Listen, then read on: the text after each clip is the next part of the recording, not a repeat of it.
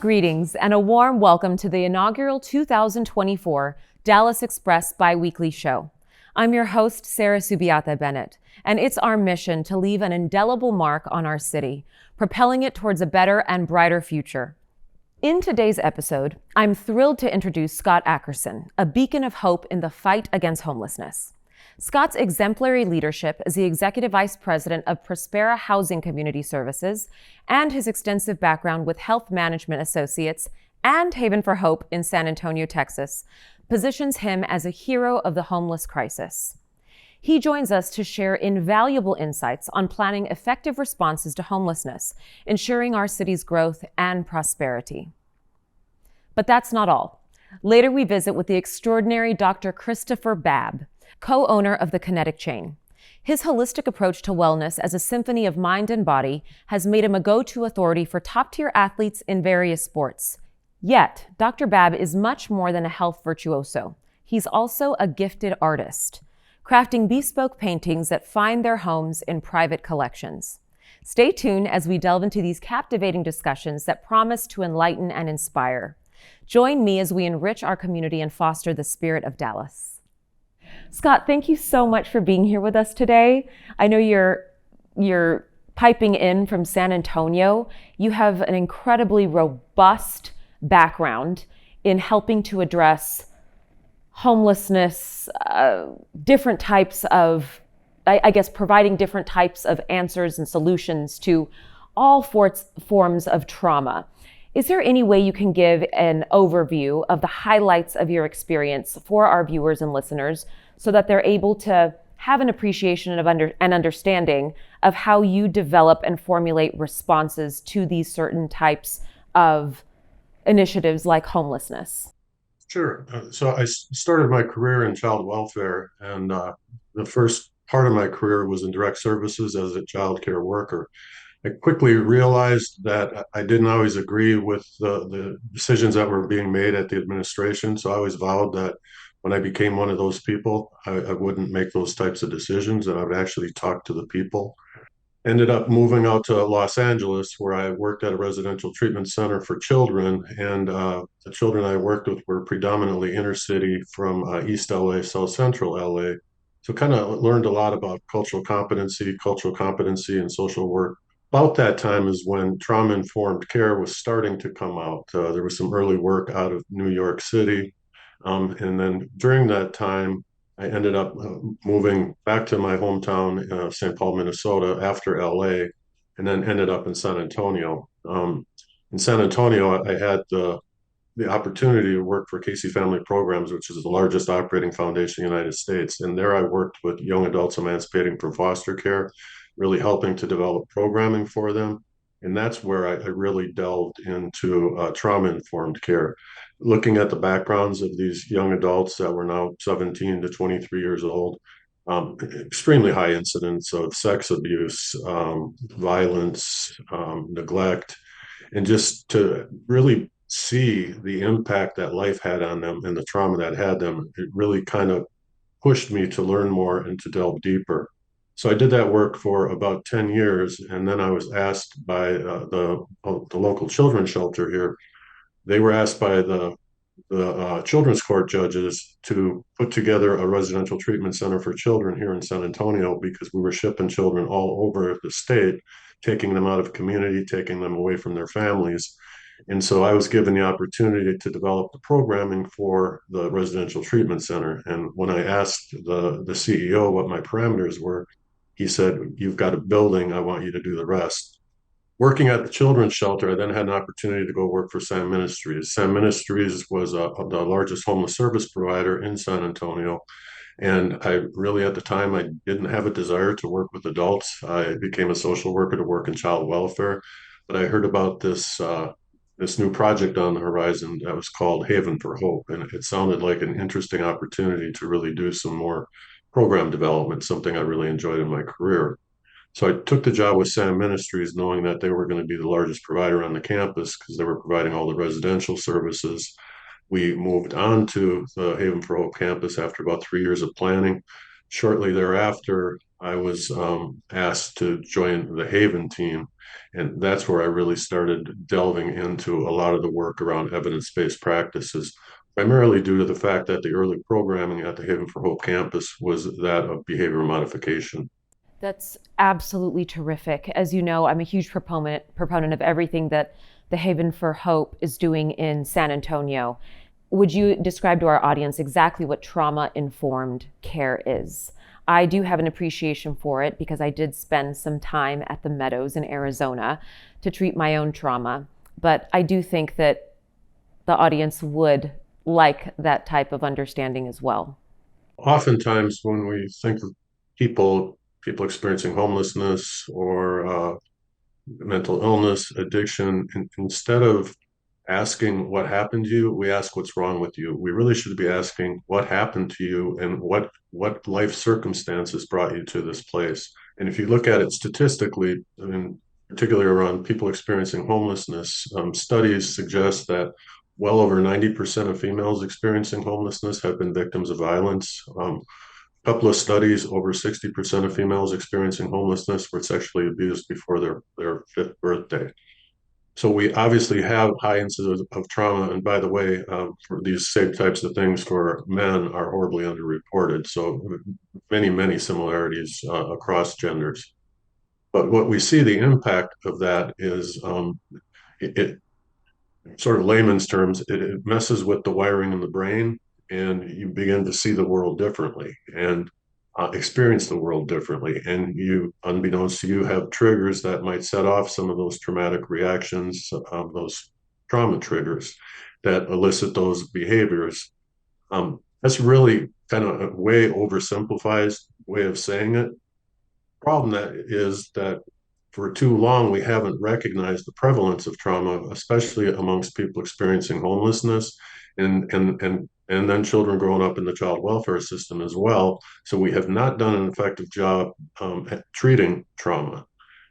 That's really was the motivation for me to get into trauma-informed care when we started in child welfare, because having worked in residential treatment for years before actually learning about trauma-informed care, I saw behavior modification, and behavior modification works, but it works in a controlled environment, but it never really gets to the core of why you're behaving that way.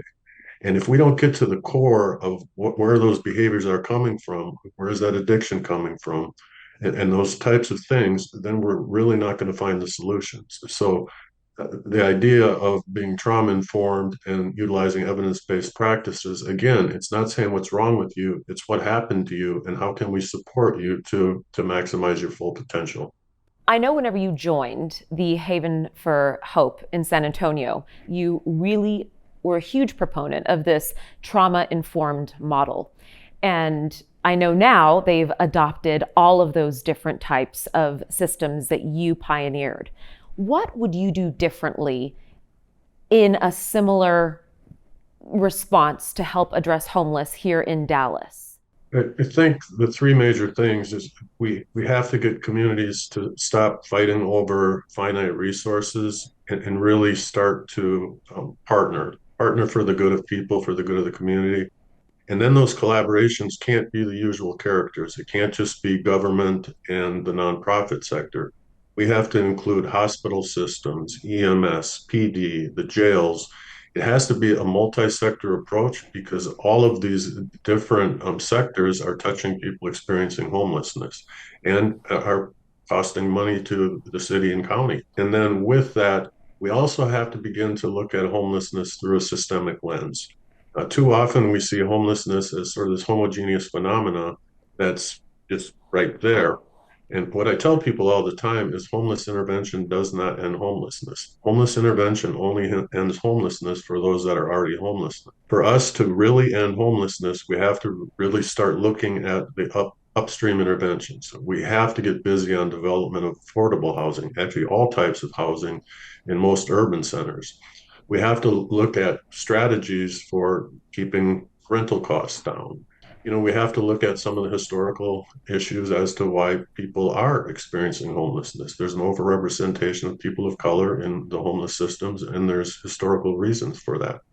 The debate over the location of the facilities is something that is a huge topic of conversation. They some people are saying, oh, this needs to be situated about 20 to 30 miles from downtown. Others are saying, nope, this needs to be right in the heart of downtown because it is a collection of services in a one-stop shop, essentially. Would you clarify the advantages and disadvantages of both of those options? Our historic model, and I've said this for many years now, is if you go downtown to the urban core, find the most dilapidated building in the urban core, you've probably found the emergency shelter. I mean, that was the model that we practiced for years in the United States, and it really speaks to the value we put on people experiencing homelessness. Subpar facilities are fine. It's a shelter, it's good enough. I think that historically we really put things in the urban core for those reasons, and then it becomes difficult to remove them from the urban core because people will argue that, well, that's where the homeless are, so that's where we need the services. So I don't think the urban core model is necessarily the only model.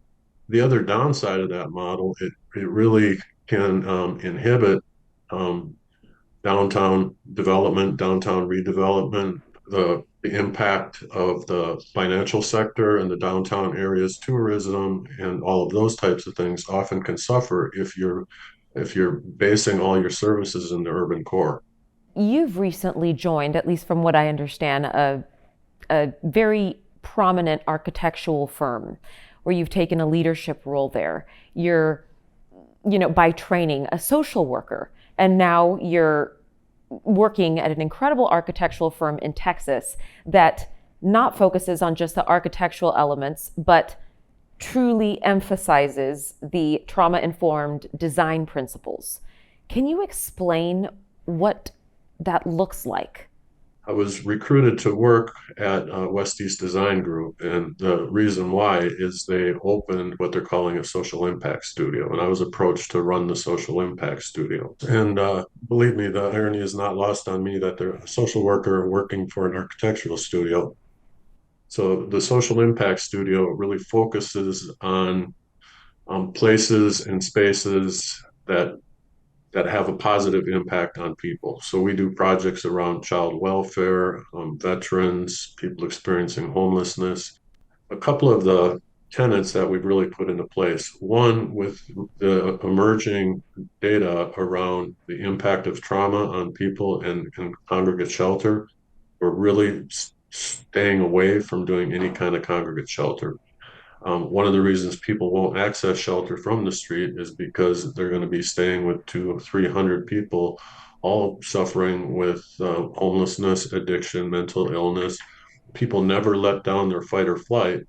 And so it's really not a healing environment. We need to provide people healing, not just a roof over their head. And that's the way that we're going to help overcome homelessness for people that are already homeless. But again, we have to do those upstream interventions around affordable housing and mitigating issues of poverty and those types of things. If we do those things well and we do them together, we really can end homelessness in the United States. Wow, well, that's certainly positive and uplifting to think about ending homelessness in the United States because it's a crisis. So, Scott, would you mind telling our audience what inspired you to initiate such a significant paradigm shift in addressing therapeutic needs via evidence based practices? So the reality, what happened, I was asked by our second CEO to, what we saw was kind of a revolving door. We had the restoration center that had uh, addiction recovery, so sobering and detox, but we didn't have a residential facility for that. So I was tasked with putting together an addiction recovery program. I'm not an expert on addiction recovery, but I brought together people that were, and we put together a program called the In-House Recovery Program. About a year out, we were seeing really great success with that program. And so my boss came back to me and he said, I want you to make the whole campus recovery. So a 12-step approach is not going to necessarily work with people experiencing homelessness. And I knew that. But my boss tasked me with something. And so, like all great scholars, I went to Google and I queried homeless recovery, and I came across one article that took the evidence based tenets of addiction recovery and mental health recovery and sort of transpose them on homelessness generally. And it was absolutely fascinating. So I started cold calling all the authors and everybody that was cited in the article. And I had the luck to get in touch with a woman out of Yale University. Her name's Janice Tandura. So she was the only one that returned my call, agreed to come and meet with me, and really became my mentor around recovery-oriented systems of care, person-centered planning, and peer support integration. Those are the three components of the campus that we were able to effectively integrate, and those were game changers. So in the work in Dallas, I mean, if I were working here, I would push all of those initiatives because they work and they're person-centered and effective. Scott, thank you so much for sharing all of this. It's quite valuable insight, and I pray that our community leaders tap you and your expertise and this architectural firm to provide and shed some light and leadership and guidance to us here in Dallas, because it's something that very much needs addressing. Well, thanks for the opportunity to spend some time with you, Sarah. And I agree.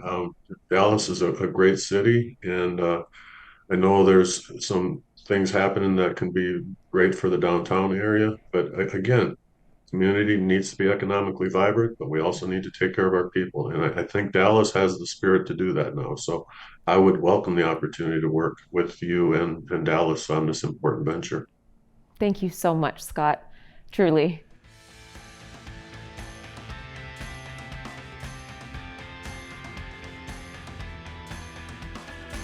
Hello.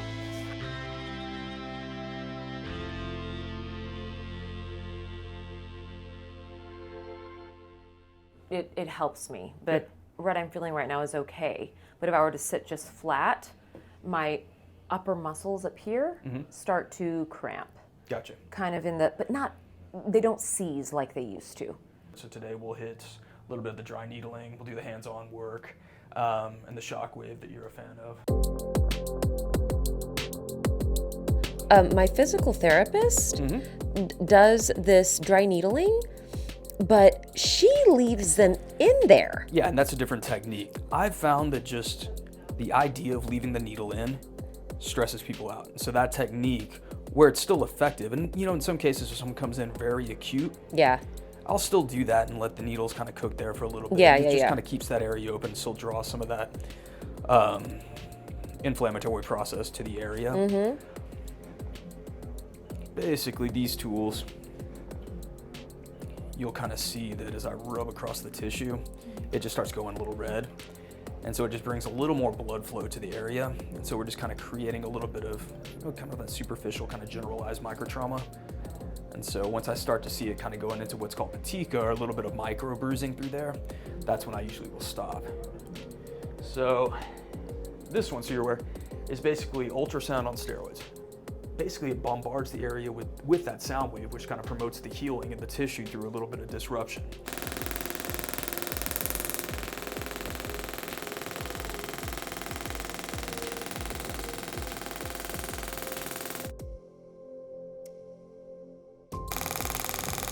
Bizarre, isn't it?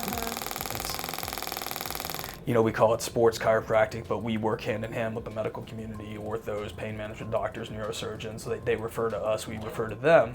Because, I'm not egotistical enough to think that I can fix everything, I can do everything. It takes a village a lot of times to get someone better. And if we're trying to get you better as quickly as possible, we need to have a good team around us, because if you trust me, then if I have a team around me I trust as well, then that by proxy allows you to have more comfort going to a referral or seeing a pain management doctor or doing something like that if needed.